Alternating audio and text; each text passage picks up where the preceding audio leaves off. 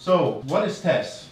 You see first the logos on the left-hand side. So, Potsdam Institute for Climate Impact Research is coordinating the project, and then we have partners from UK, from Spain, from Romania, from Finland, and Italy. So, it's a project which lies mainly on the social sciences side, but we have also partners from natural sciences, so this holds in particular mainly for Potsdam Institute on board. And this makes it, of course, already challenging, but on the other hand, this is the way we have to go when we really like to tackle the sustainability challenge in the future.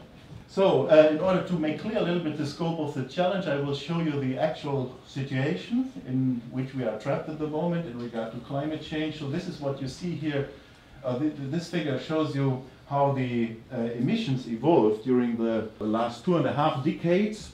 What you see is that in 2014 we emitted around 37 gigatons carbon dioxide to the atmosphere. This is by far too much. So when we discuss the 2 degree centigrade target, for example, we should come down to a level of 25 gigatons carbon dioxide per year, and this holds on average for the whole period from 2000 to 2050. So you see that carbon emissions are rising. This will put us in a deep trap in the next future, because this has serious consequences.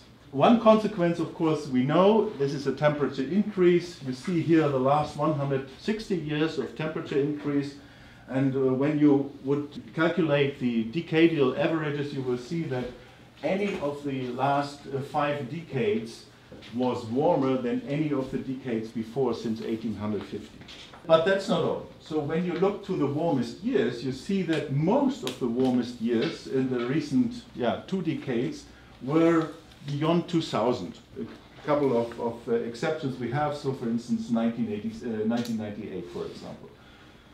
And we are on an all-time high now, so that means, in other words, we saw in the recent in the last century, or since 1850, a temperature increase of 0.8 degrees. So that means, in other words, approximately the half of these 2 degrees centigrade we have consumed already.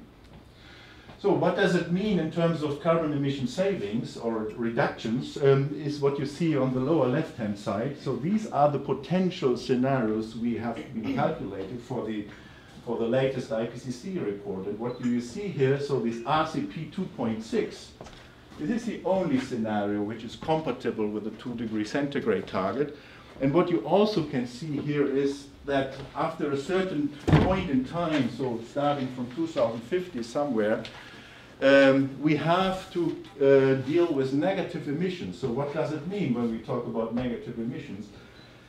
That means nothing else as to develop technologies which allows us to actively remove CO2 from the atmosphere. So we can do it in different kinds of, we can do it in different styles, for example. We can apply, in principle, technological solutions, or we can use the existing land and do afforestation, for example.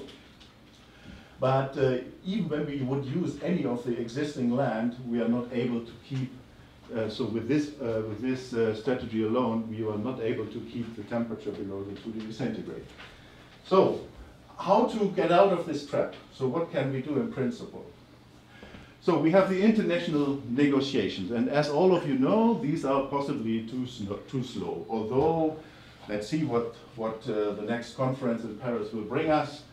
It seems that we are moving towards a commitment, but what is already foreseeable probably is that all the commitments, all the pledges are not enough in order to keep us below 2 degrees centigrade. So the other thing is, okay, we can discuss degrowth, for example, that is often associated with a more sparse use of resources. So this is also quite slow.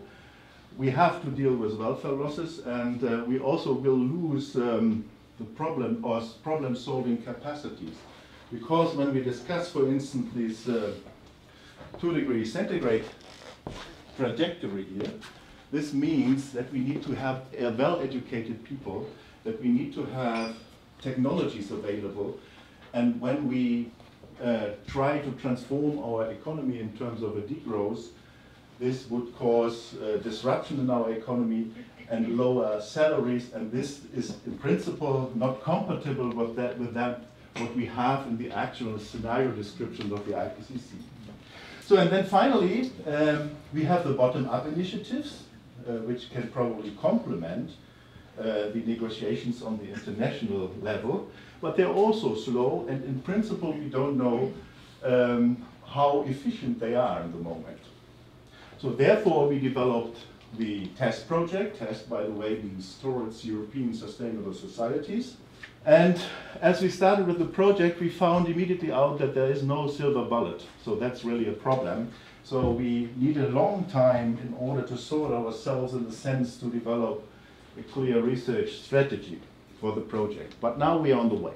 I will show you what this implies. So this is a nice online tool. So it's a global calculator, which was developed under the guidance of the UK Department of Energy and Climate. So PIC was also involved and a few other colleagues.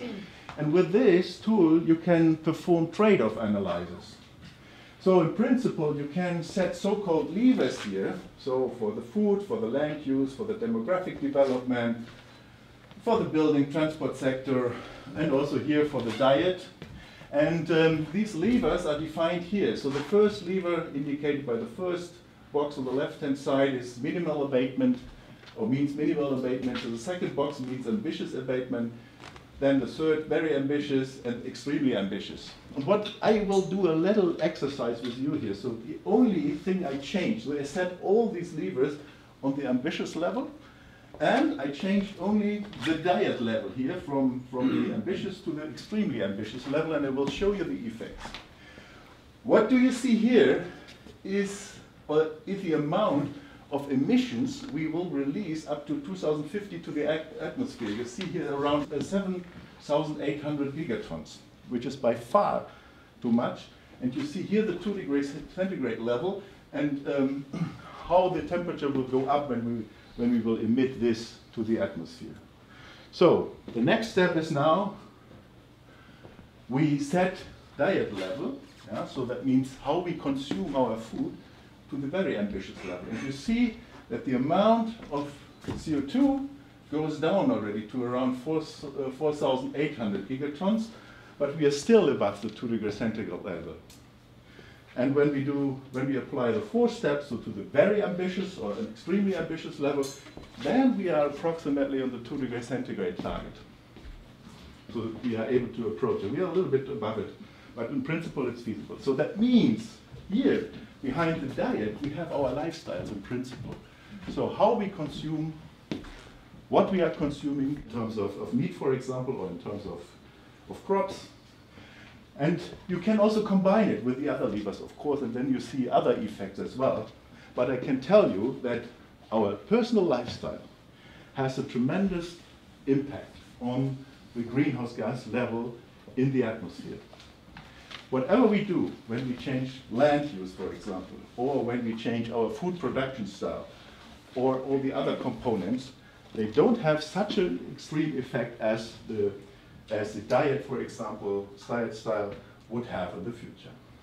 These are the bad news on one side. The other bad news have to do with adaptation, of course, because when we will increase the global mean temperature to a level of around 4 degrees centigrade, or between 3 and 4 degrees centigrade, this implies that we will lose our adaptation capabilities. So this is really a road towards terra incognita. Nobody really knows what will happen with the integrity of our natural systems when we increase temperature to 3 to 4 degrees centigrade.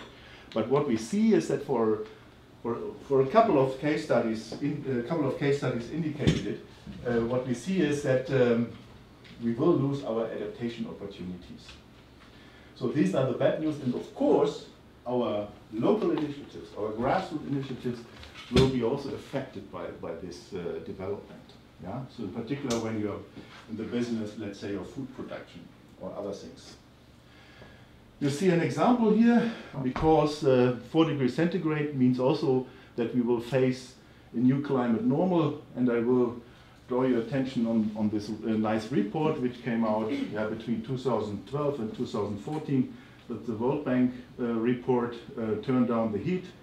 And what does it imply when you look on 4 degrees centigrade? You see here on the right-hand side, on the upper right-hand side, even in particular for Europe, the water sector will heavily affected by this temperature increase.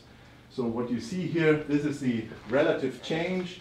It was down by 75% for the Iberian Peninsula, and here you, on the epsilon axis you see the agreement between the models. Yeah? The darker the color is, the higher the agreement between the models is.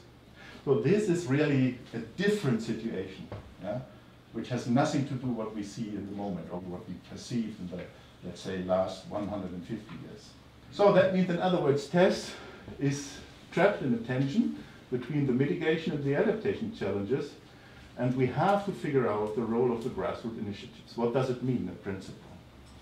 So the most relevant question is, of course, can these grassroots initiatives contribute to the reduction of greenhouse gas emissions? And if yes, to what extent, for example? So what are the success factors for these kind of initiatives in terms of the environmental conditions, in terms of the climatological conditions in the future, and of course also in terms of the societal conditions?